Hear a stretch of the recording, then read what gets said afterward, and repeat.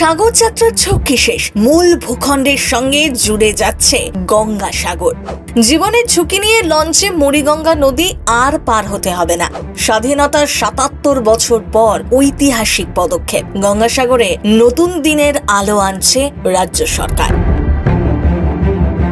গঙ্গোত্রীর গোমুখ থেকে যার উৎপত্তি, সেই গঙ্গাই এখানে ভাগীরথী হয়ে মিশেছে বঙ্গোপসাগরে। এই তীর্থভূমিতেই রয়েছে কপিল মুনির আশ্রম। নানা সময় প্রাকৃতিক দুর্যোগে গঙ্গাসাগরে কপিল মুনি মন্দিরের সামনে একাধিকবার সৈকত ভেঙে চুরে গিয়েছে। আবার নতুন করে সাজিয়েছেন মুখ্যমন্ত্রী, আগলে রেখেছেন গঙ্গাসাগরকে। কিন্তু একটা বাধা যেন রয়েই যাচ্ছিল। এবার এই তীর্থস্থান রক্ষা করার জন্য দীর্ঘমেয়াদী পরিকল্পনা গ্রহণ করলো রাজ্য সরকার।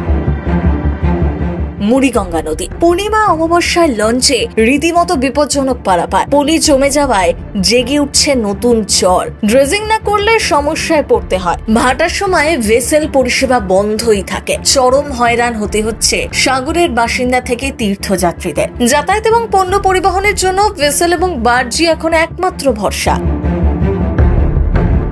আর তার জন্য দীর্ঘ অপেক্ষা। রোগীদেরকেও নদী পেরিয়ে আনতে হয় শহরে। কাকদ্বীপ, কলকাতা, ডায়মন্ড হারবার যেতে হলে কচুবেড়িয়া থেকে ভেসেলে মুড়িগঙ্গা নদী পার হয়ে লট ৮ ঘাট থেকে বাস ধরতে হয়। সাগরমেলা ছাড়া বছর ভর এখানে পুণ্যার্থী আসেন, কিন্তু যাতায়াতের এখানে বড় সমস্যা মুড়িগঙ্গা নদী। সাগরদ্বীপ থেকে ধান, পান সহ মরশুমের আনাজ আসে কাকদ্বীপ বাজারে। রুজিরুটির টানে কাকদ্বীপে আসেন এলাকার মানুষ, কিন্তু সবটাই নির্ভর করে ভেসেল ঠিক সময় ছাড়ছে কিনা। না হলে যাতায়াতের যে কোনো উপায় নেই। সত্যি বড় মাথা ব্যথার কারণ মুড়িগঙ্গা। ভাবনা ছিল অনেকদিন ধরে, অবশেষে ইচ্ছে পূরণ, আর তা হতে চলেছে মুখ্যমন্ত্রীর হাত ধরে। তাই স্থলপথে গঙ্গাসাগরকে জুড়তে মুড়িগঙ্গা নদীর ওপর সেতু তৈরির ঘোষণা করলেন মুখ্যমন্ত্রী মমতা বন্দ্যোপাধ্যায়। এবার সেতু তৈরি হয়ে গেলে একটা বড় সমস্যা থেকে মুক্তি মিলবে। গঙ্গাসাগরে যাওয়া আরো সহজ হবে। আগামী ২০২৯ সালের জানুয়ারি মাসে যখন পুণ্যার্থীরা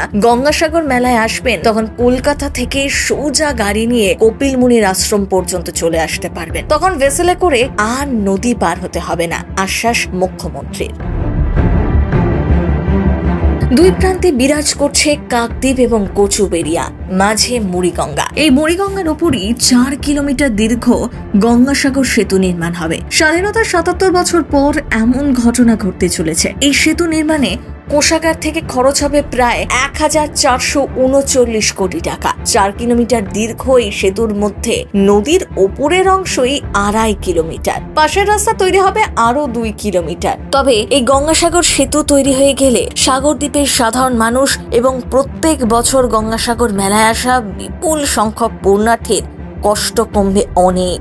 রাজ্যের কোষাগার থেকে তাই টাকা খরচ করে গঙ্গাসাগর সেতু তৈরির সিদ্ধান্ত নিয়েছেন তৃণমূল সুপ্রিমো মমতা বন্দ্যোপাধ্যায়। গঙ্গাসাগর মেলার প্রস্তুতি দেখতে এসেছিলেন মুখ্যমন্ত্রী। তখনই রাজ্য সরকারের খরচে গঙ্গাসাগর সেতু নির্মাণের কথা ঘোষণা করেন। গঙ্গাসাগর সেতু ৪ লেনের হবে, যার খরচ ধরা হয়েছে ১,৪৩৮ কোটি ৬২,৩৪,৬৫৪ টাকা, যা প্রায় ১,৪৩৯ কোটি টাকারই সমান। এখানে বহু বাসিন্দার কাছ থেকেই জমি কেনার জন্য ইতিমধ্যেই নো অবজেকশন সার্টিফিকেট সংগ্রহ করে ফেলেছে জেলা প্রশাসন। বিনিময়ে দেওয়া হবে টাকা। এই ব্রিজ দীর্ঘদিন ধরেই সাগরদ্বীপবাসীর দাবি ছিল। সেই দাবি পূরণ হতে চলেছে অবশেষে। সাগরদ্বীপে প্রায় ২ লক্ষ মানুষের বাস।